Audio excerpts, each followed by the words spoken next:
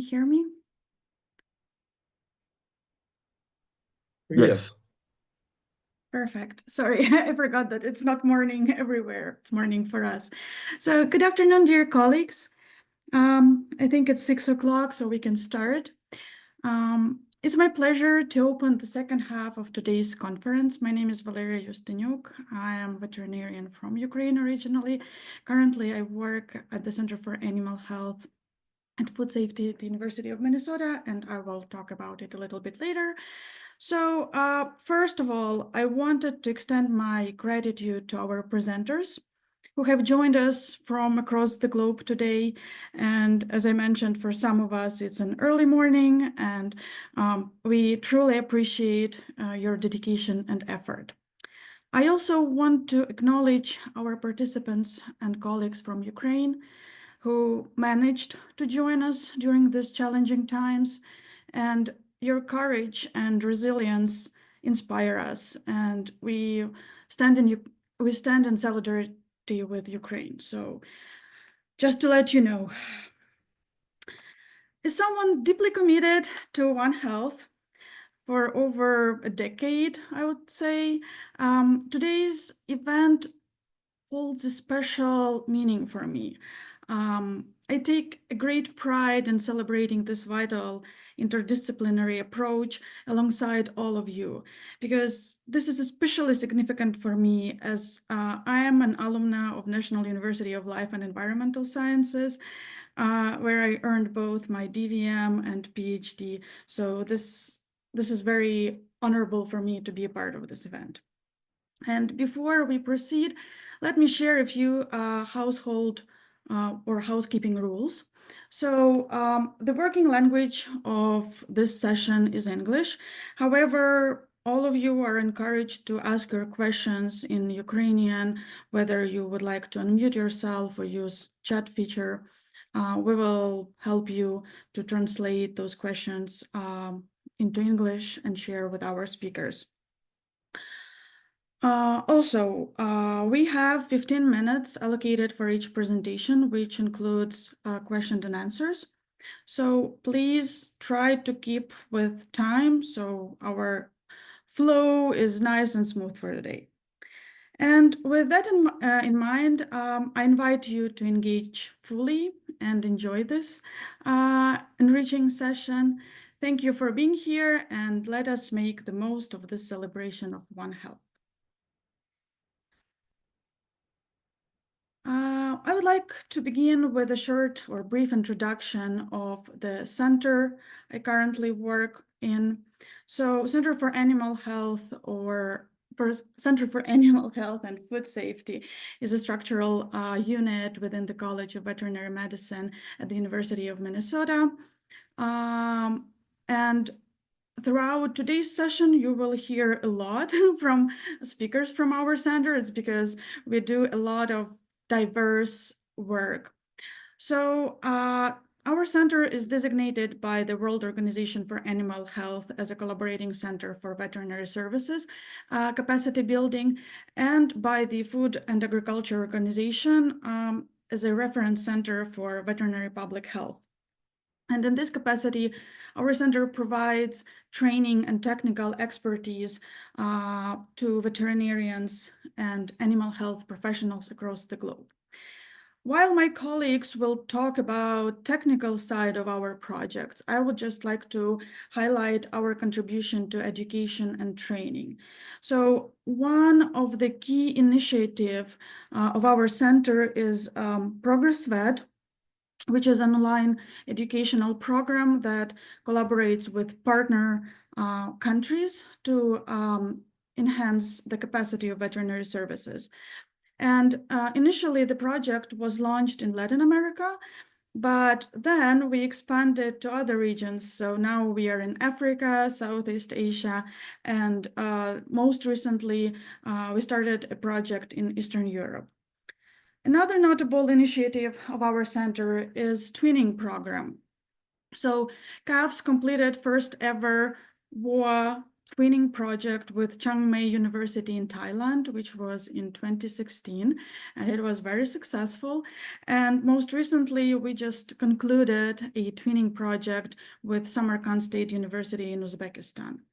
So these partnerships exemplify our dedication to advancing veterinary education and capacity building globally. For more details, I encourage you to explore Dr. Maria Sol Perez's presentation from last year. She did a great job talking in detail about all the wonderful work we do in the center. And the recording of the presentation is available on the website of our project. And I hope that my colleagues could share the link to the project website where you can find all the recordings. So with this context, it's my honor to introduce our first speaker for today, Dr. Guillermo Arcega Castillo, who is a veterinarian.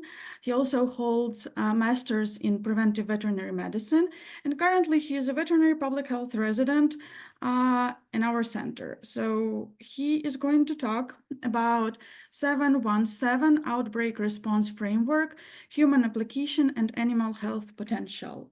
Guillermo, the floor is yours. Hello, good morning, good afternoon, everybody, depending on where you are. Thank you for the introduction, Valeria. It's a pleasure to be here. And today we are gonna be diving on how this framework can enhance our preparedness or response and mitigation efforts for outbreaks. Right, let me share my screen right now.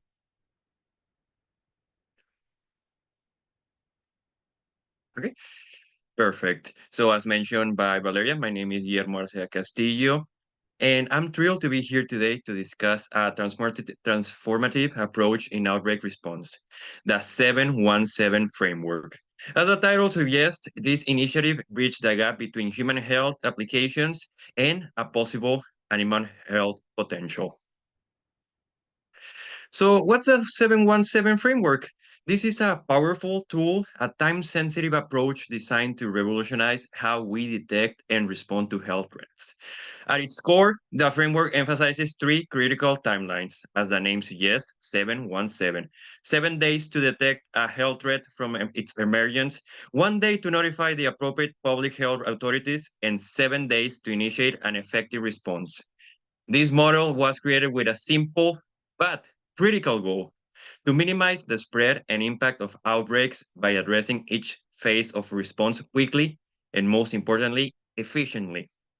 Let's think about 717 as the emergency alert system for health. It challenges us to rethink our processes.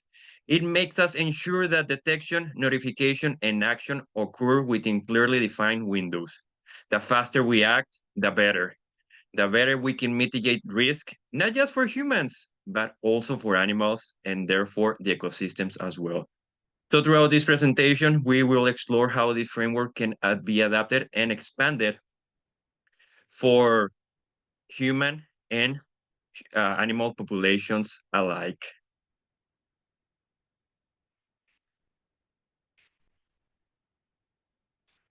So why is this so important? Because it's about speed. Outbreak investigation, it's all about speed.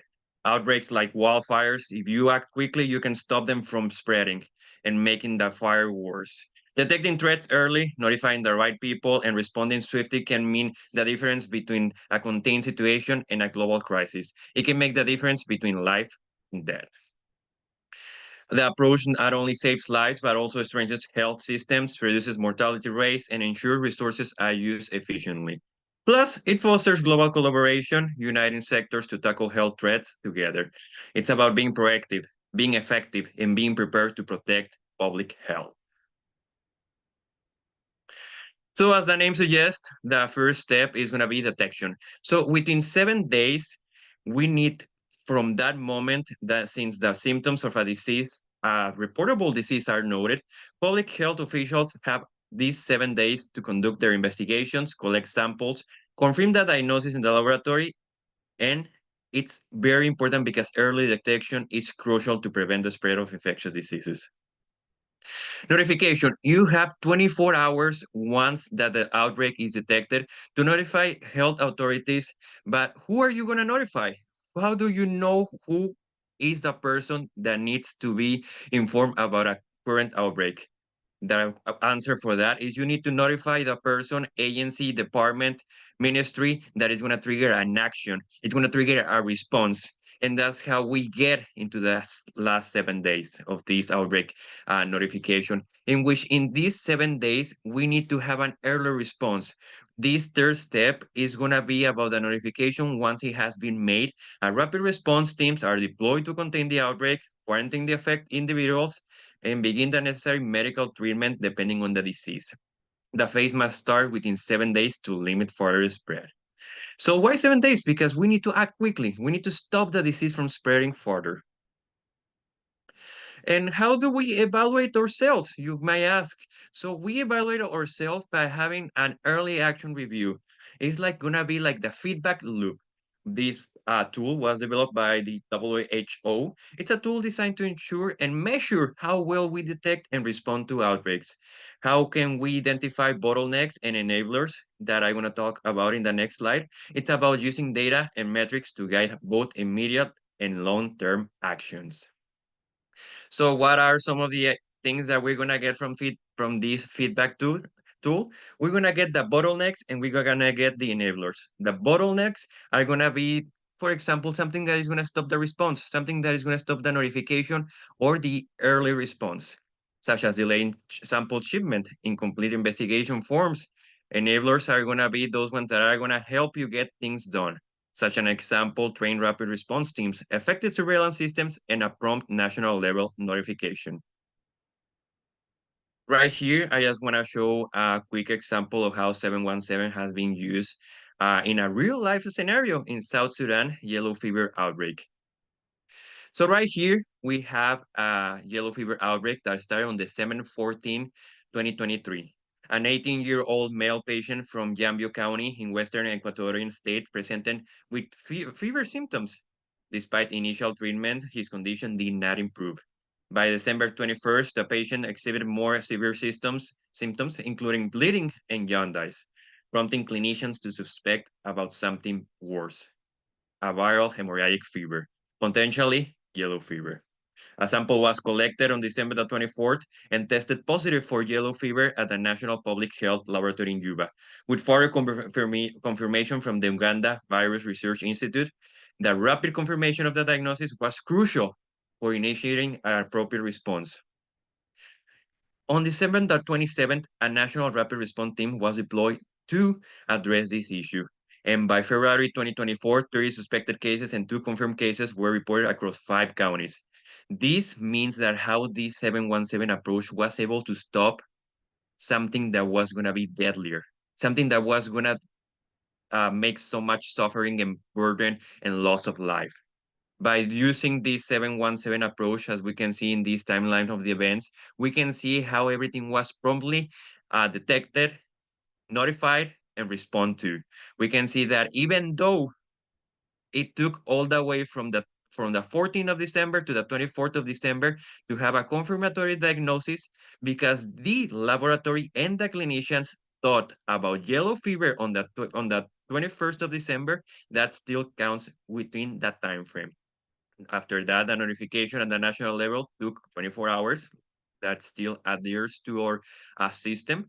And finally, the deployment was rapidly with the response teams and the early actions done in the area to prevent further burden of disease.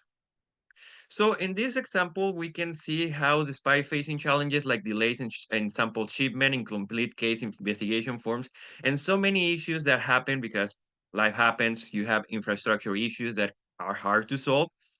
This scenario can show us that we are able to control outbreaks with a 717 approach.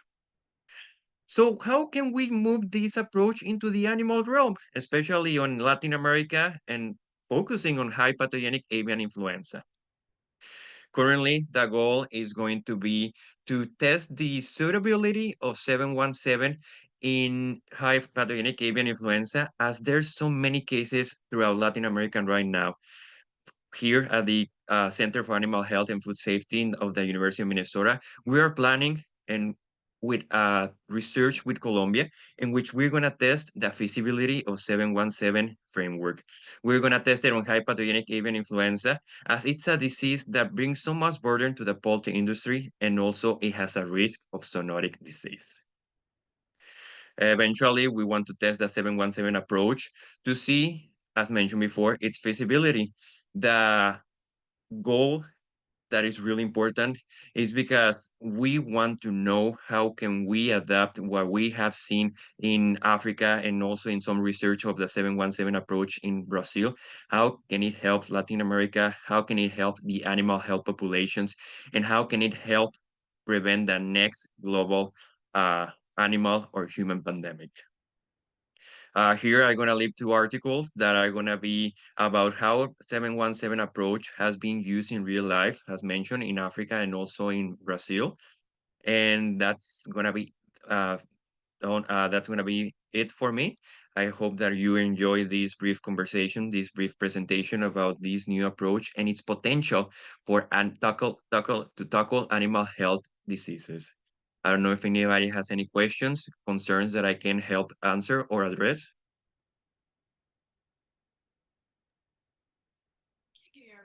It was great. Thank you.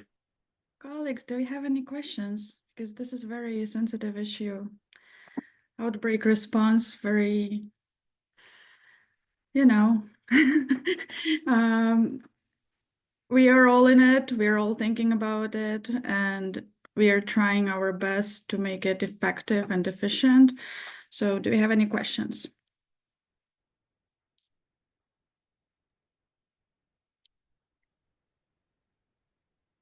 I have questions. One question actually. How difficult is to transform human approach into animal science, and how you manage the collaboration with between institutions to achieve this? So the way that here at CAPS, we are planning to make this like transfer of the approach into the animal setting, it's that first of all, we're gonna look through so many records of previous outbreaks. We're gonna see what data is useful, how we're gonna like transform, how we're gonna manage to work with the data that we have, and we're gonna see how can we from past records we can utilize it on like the 717 framework, because this framework offers so many tools that you can have like Excel, Word documents, many webinars that it's gonna be like the guiding process of how we're gonna work on this. It's still a working process and we still have so many questions to answer. But I believe that at the end of this work, there's gonna be more answers than questions. So yeah, I think that so far that's gonna be my answer, that it's a working process. So we work as we encounter this data, we adapt uh, based on the data that we have from previous outbreaks of pathogenic avian influenza in this case. But yeah, I think that's going to be my answer. Yeah, I also have a follow-up to this one. You know, following the recent outbreaks of hypath in cows and cattle in the US, and then we have human cases, and then we have cases in birds, both in wild and in poultry. How do you see the implementation of this response system across the species, I would say? I think that that's an excellent question. And I think that I would not have a picture yet of how it's going to look across species. But what I know for a fact is that this approach is gonna help us start help with animal outbreaks. In this case, with the high pathogenic avian influenza, it's gonna help us first understand it, first know how to detect, notify, and respond to it. And eventually, because of this disease, as you mentioned, it has been affecting the dairy industry, and unfortunately, it has been affecting humans. it's a perfect disease to work with because there's so many things that we can learn from it, and there's a lot of prevention measures that we can learn as well if based on this approach. So I think that once that we know more about how it can be used in the animal realm, the feasibility of this framework on it is going to provide a more clear answer to that question. But yeah. Fair enough. Thank you so much, Guillermo. Thank you for joining us today.